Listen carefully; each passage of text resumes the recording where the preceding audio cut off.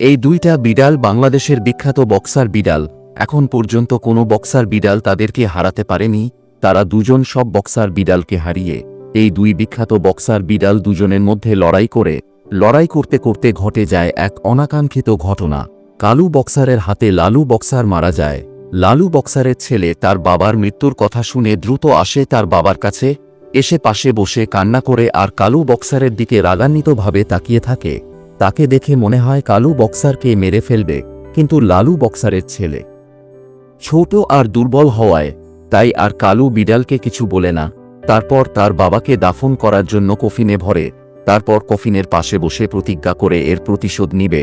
তার বাবাকে যেভাবে আঘাত করেছে, যেভাবে মেরেছে, সেও সেভাবেই প্রতিশোধ নিবে।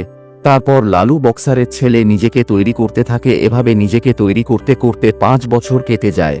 তারপরে সেই বিখ্যাত কালু বক্সারের মুখোমুখি হয়। তারপর তাদের মধ্যে অনেক লড়াই হয়। লড়াই করতে করতে একসময় কালু বক্সারকে খুব বাজেভাবে আহত করে নিচে ফেলে দেয়।